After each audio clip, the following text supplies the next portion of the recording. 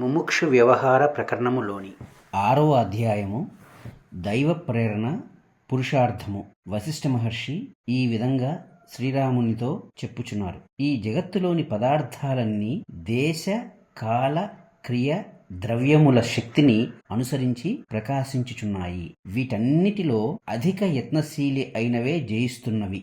మానవుడు సర్వదా పౌరుష బలమునే ఆశ్రయించాలి గాని తెలియని దైవంపై భారం వేసి అప్రయత్నశీలుడవుట ఉచితం కాదు. సాధు సాంగత్యం, శాస్త్ర విచారణ ఆశ్రయించి ముందుగా చిత్తశుద్ధిని సంపాదించాలి. చిత్తశుద్ధి సహాయం చేత దుర్భరమైన సంసార సాగరంను దాటివేయాలి. ఈ ప్రాక్తన ఐహిక పురుషకారములు అనే ఫల వృక్షాలలో బలమైన వృక్షం బలహీనమైన దానిని కప్పివేస్తోంది. మానవుడైన వాడు నిజ ప్రయత్నములచే ప్రాక్తన కర్మలను అనగా త్రొక్కివేయాలి. ఎవడైతే అట్లు చేయడో అట్టి వానికి తన సుఖదుఖముల రెండిటియందునూ స్వాతంత్రము ఉండదు. నిజ ప్రయత్నములను బలవత్తరం చేయలేని పశుతుల్యుడగు జీవుడు ఈశ్వర ప్రేరితుడై స్వర్గ నరకములకు వెళ్ళి వస్తూ ఉంటాడే కాని స్వతంత్రుడు కాలేడు. అట్టివాడు సర్వదా పరాధీనుడే. ఇక మోక్షము అను మాటెక్కడిది? సదాచార సంపన్నుడు, ప్రయత్నశీలుడు అగువాడు మాత్రమే ఈ జగన్మాయ అనే పంజరమును ఛేదించి బయటకు రాగలుగుచున్నాడు. అతనికి తన ఉదారము, చమత్కారము అయినట్టి స్వకీయ ప్రయత్నమే తోడుగా నిలచి బంధ విముక్తిని ప్రసాదించుచున్నది. కశ్చిత్ మాం ప్రేరయతి ఏవం ఇతి అనర్థ కుకల్పనే యస్థితో దృష్టం ఉత్సృజ్య న త్యాజ్యో అసౌ దూరతో అధమః. ఎవరైతే ఎదురుగా దృష్టమై కనిపించుచున్నట్టి పురుష ప్రయత్నమును, దాని యొక్క ప్రయోజనమును గుర్తించక నన్ను ఎవరో ఎక్కడి నుండో ప్రేరేపిస్తున్నారు, నా ప్రయత్నముల నుండి నన్ను నిరోధిస్తున్నారు, అందుచేతనే నేనిట్లు అవుచున్నాను అని తలచుచూ కుకల్పనలు చేసుకుంటూ లక్ష్యశుద్ధి లేకుండా అప్రయత్నశీలురై ఉంటారో అట్టి వారిని దూరంగా త్యజించడం మంచిది. వేలకు వేలు వ్యవహారాలు ప్రతిరోజు ఈ జీవుని సమక్షమునకు వస్తున్నాయి, పోతున్నాయి. వాటి యందు రాగద్వేషాలు కలిగి ఉండకుండా శాస్త్రానుసారం ఆచరించడమే ఉత్తమం.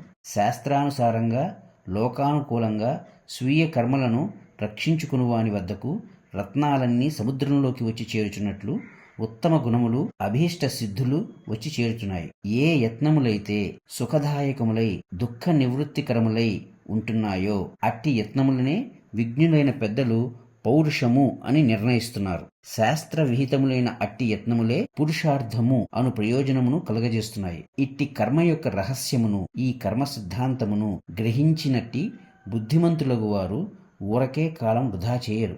వారికి అయ్యో ప్రాప్తిస్తుందో లేదో అను రూపము గల ప్రాప్తాప్రాప్తములు ఒక లెక్కలోనివి కావు. ప్రయత్నమును అనుసరించే ప్రయోజనం ఉంటుందని వారికి తెలుసు. అందుచేతనే వారు గురుసేవ, స్వాధ్యాయనము, సాధు సంగమం, శ్రవణము, పరోపకారము మొదలైన ప్రయత్నములచే తమ చిత్తములను దోషరహితం చేసుకుంటున్నారు. తద్వారా ఆత్మోద్ధరణమును సాధించుచు స్వస్వరూపము, సర్వస్వరూపము అయినట్టి ఆత్మానుభవము అను పురుషార్థమును క్రమంగా పొందుచున్నారు. అనిర్వచనీయమగు ప్రశాంతత్వమును అవధరిస్తున్నారు. కనుక ఓ రామా, నీవు సర్వ విధములైన లౌకిక పారలౌకిక ప్రయత్నములన్నీ చిత్తశుద్ధిని పొందిదనుగాక అను లక్ష్యముతో చేయాలి కాని మరింకెందుకు కాదు. నాయన రాఘవ, ఈ ద్వైత వైషమ్యమంతా అజ్ఞానము చేతనే ప్రాప్తిస్తోంది. అట్టి వైషమ్యమును నివృత్తింపజేసి సమతానందము అను దానిని పొందించునదే పురుషార్థం అని పెద్దలు పిలుస్తున్నారు. అట్టి అఖండ ఆనందమే జీవుని లక్ష్యం కావాలి. అయ్యది ప్రాప్తింపజేసే శాస్త్రములను, సాధువులను, సత్కర్మలను ఎల్లవేళలా సేవించాలి. ప్రాక్తన కర్మ పరలోకములలో అనుభవించగా, అనగా ఇంతకు ముందు చేసిన కర్మ ఇంతకు ముందు జన్మలలో అనుభవించగా, మిగిలినది మనతో ఈ లోకానికి వచ్చి ఈ వర్తమాన అనుభవములకు కారణమగుచున్నది. దానినే జనులు దైవము అని పిలుస్తున్నారు. భ్రాంతము అనగా ఇది కష్టము, ఇది సుఖము అను భావన భ్రాంతియే కాబట్టి ఆ అనుభవమును భ్రాంతము అని వర్ణిస్తున్నాము. అలాగే అదృష్టము ఎదురుగా కనబడినది కాదు కాబట్టి అది అదృష్టము అంటున్నాము.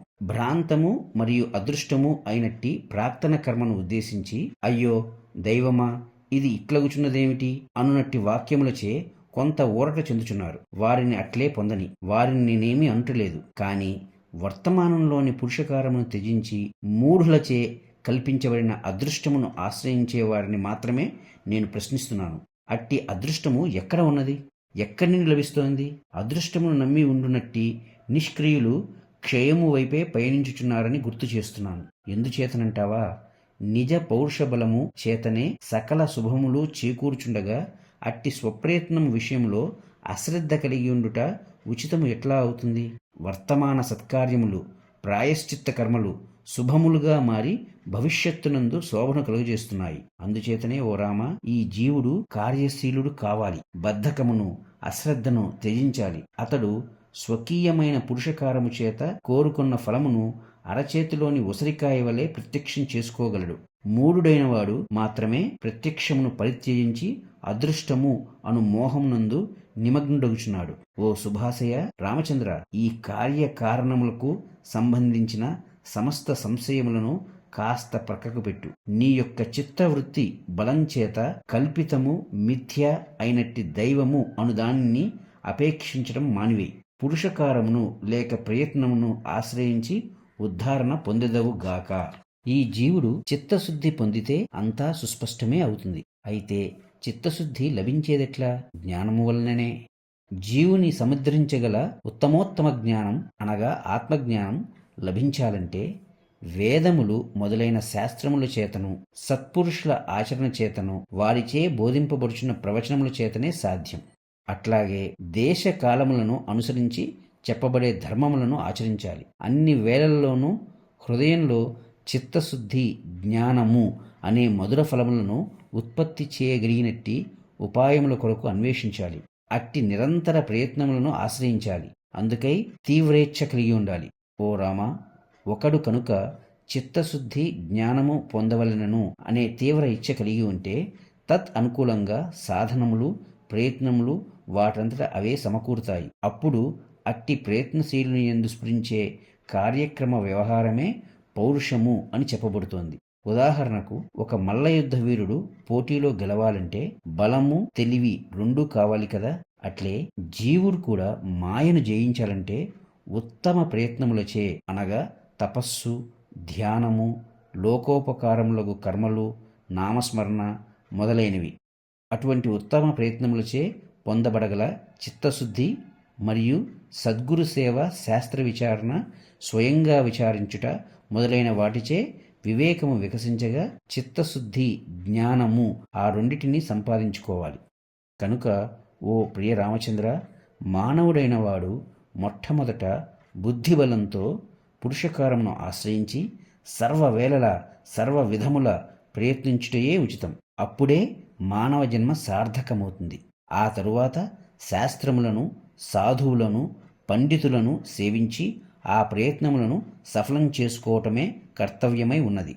మహాత్ములకు వివేకశీలురు దైవము, పురుషకారము ఈ రెండిటి యొక్క బల అవలములను చక్కగా విచారించి పరిశుద్ధమైన లక్ష్యముతో వర్తమాన ప్రయత్నములను ఉత్సాహపూరితం చేసుకుంటున్నారు. అందుకే వారు జీవించి ఉన్నందుకు ఉత్తమమైన ప్రయోజనమును పొందుచున్నారు. కనుక నీవు కూడా జ్ఞానసేవితమైనట్టి శ్రవణ మననాదులను ఆశ్రయించు. సర్వదా ఆత్మోద్ధారణ వైపునకే ప్రయాణించెదవుగాక. స్వాభావికమైనట్టి ఐహిక పురుషకారమునే అనగా ప్రస్తుత పురుషకారమునే కార్యసిద్ధి యొక్క ఉపాయంగా జీవుడు ఎంచుకోవాలి.